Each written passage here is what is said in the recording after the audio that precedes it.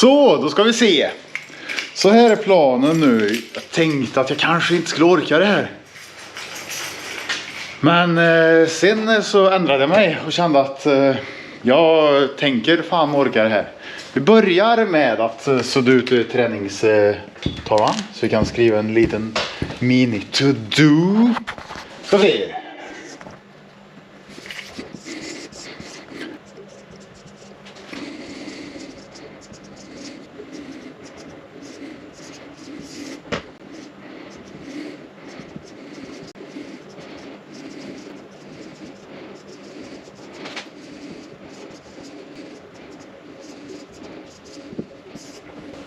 Så, där har vi det. Byta mätarhus. Fick ett nytt justerbart av FOC häromdagen.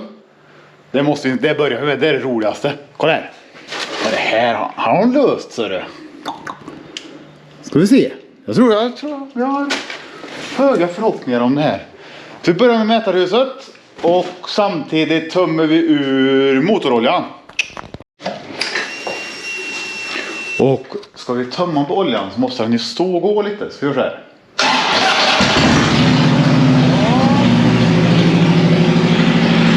Jag får öppna så jag inte gasar det här. Det blir så jobbigt då. Jag kommer väl ta upp på snabbspåra lite. Han skulle ju kommit hit och hjälpt till idag.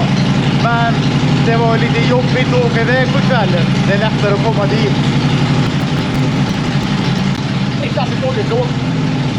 Så det blir här, eftersom han inte kommer hit och hjälper mig kommer han på ett helvete och blir bunt här. Det kommer bara vinna lång tid. Det är en snygg detalj som FOC har på baksidan av sina mätarhuslock.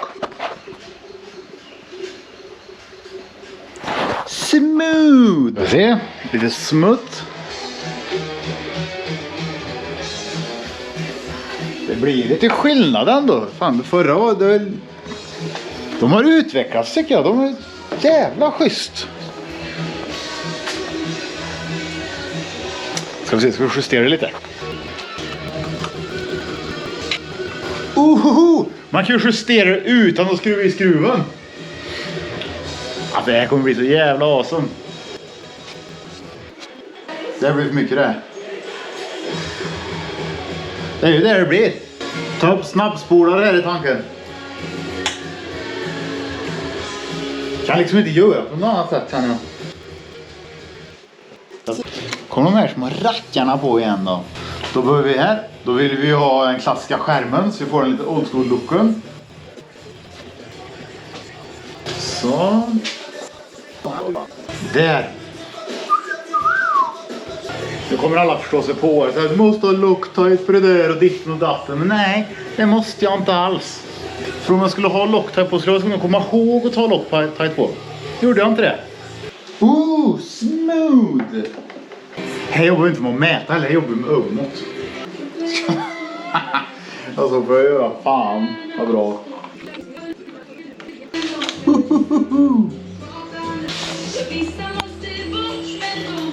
Alltså FOC finns i Borås, kolla upp dem. Inte Borås, jag skojar, Kungälv. Och då har vi fått på mätarhuset. FOC Equipment justerbara mätarhus. Med deras tacovisir. Smooth! Så, nu ska vi gå på det lite kladdigare. Oljebytet.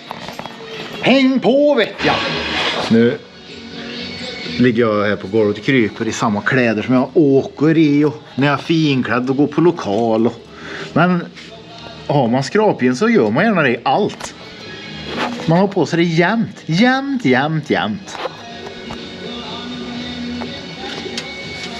Den ska ut. Bara så ni vet.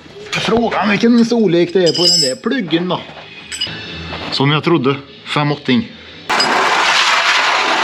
Jävlar har löst den satt då. Att jag inte tappat den i jävla. Fuck. Lite bränt luktar det. Skojigt va? Jag vet inte hur det ska vara på de här. Om det ska vara... Om den ska stå lutad eller inte. Det är olika där på de rackarna. Men... Däremot så är det alltid bra samtidigt när man lossar där faktiskt. Lossa på oljefiltret brukar jag oftast göra. Var fan är ens oljestickan på den här? Det är faktiskt första gången jag byter olja på den här. Hade ju en FXDXi tidigare.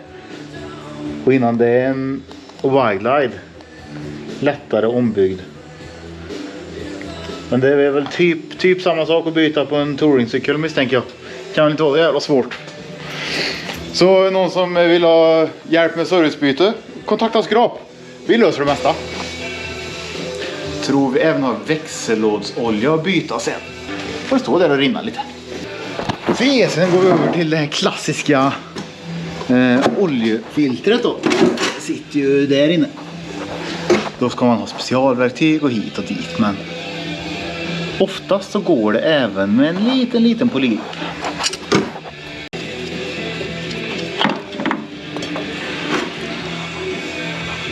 Så gör man inte. Nu hade jag ju ingen oljeplugg där under, men ja. Ibland blir det så. Om du undrar vad för kläder så är det crewneck. Skraps crewneck, heavyweight cotton.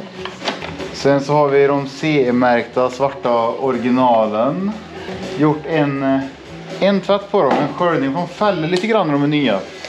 Så körde de i sköljprogrammet. Och då blir de både mjukare och fäller inte lika mycket. Bara ett tips från coachen. Okej, är ni med? Då är det ju så att när du byter oljefiltret så vill du fylla oljefiltret innan du skruvar på det. Och det kan också bli lite kladdigt och sörligt och bappalapparna. Man häller i lite tag för det ska in i alla rum och hit och dit. Så du fyller det till hälften ungefär. Smörjer in O-ringen lite. Lube it up, so to speak. Och är det något vi Skrap gör så är det so to speak. Se, den är ju helt okej. Torkar av den lite så. Det finns inga rester kvar där. Den har ju gått hur fint som helst. Inte en flis, bara lite gegg. Skruvar vi i den då igen. På rätt ställe. Det här måste vara den bästa how to do tutorial video någonsin.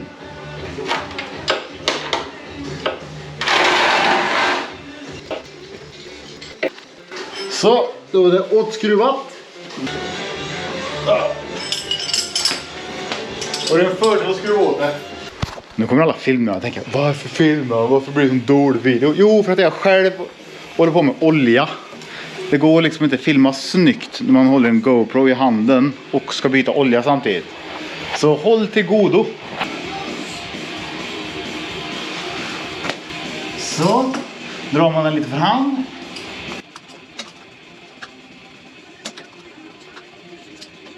Lite för hand och lite med den här. Så, då fyller vi på oljan då. Smooth. Nu har jag inte full koll på hur mycket det ska i. Så nu får vi göra så här. Så.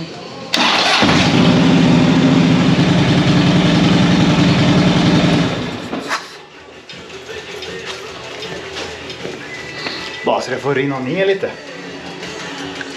Skulle jag säga att det är perfekt oljemängd i. Så man aldrig har gjort något annat än att byta olja på motorcyklarna. Kladdigt blir det också. Så ska vi se hur långt vi har kommit här då på våran lista. Mätarhus, check. Oljefilter, check. Olja, check. Gaffeln tar jag fan inte då. Jag ska byta växellådsolja också. Vi får se. Fortsätter med växellådsoljan va. Och på touringcyklar. På den här sitter den precis under växellådan.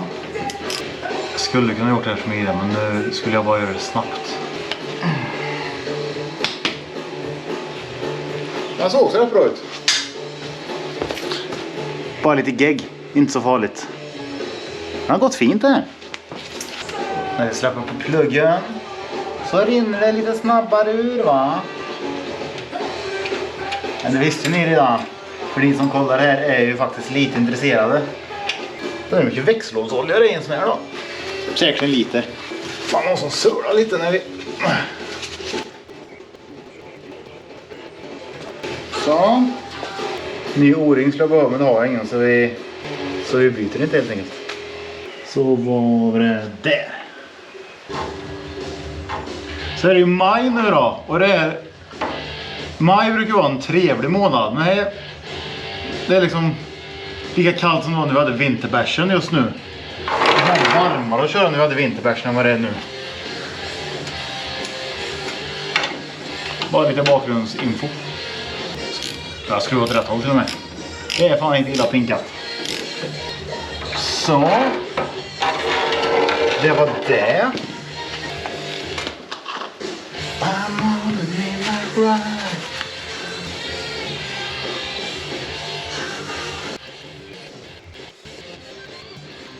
Det tar ju lite tid när man kör med tratt. Men nu när vi har massa tittare va, så vill man ju inte spilla för mycket. Man vill ju kännas. Verkar lite proffsig va. Du. Har ni sett det här? Luftfilterskydd. Skraps luftfilterskydd. Det finns ett. Är det något vi ska börja se till verkar jag tror? Vi får se. Stay tuned for more useful updates. Nej, men vi håller oss till kläderna. Och det vi håller på med just nu är ju faktiskt något som alla som kör i Sverige kommer att ha väldigt nytta av. Jag vet inte, ska jag säga vad det är? Ska jag inte säga vad det är? Jag säger vad det är så får han klippa bort det om han inte vill att det ska med. Vi håller på med fett håller vi på med. Det ska ha skraploggor och flammor och... Sån. Slut.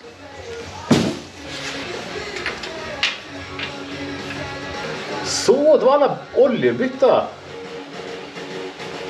Transoljan har jag faktiskt bytt tidigare. Därför gjorde inte den. Jag har nog rivit transen 2 gånger för att justera kopplingen lite. Jag vet, man behöver inte riva hela. Men nu gjorde jag det en av gångerna. Då var jag tvungen att byta tidigare. I nästa video får ni få med på när man tvättar en motorcykel. Nej då, ska jag bara. Se ya!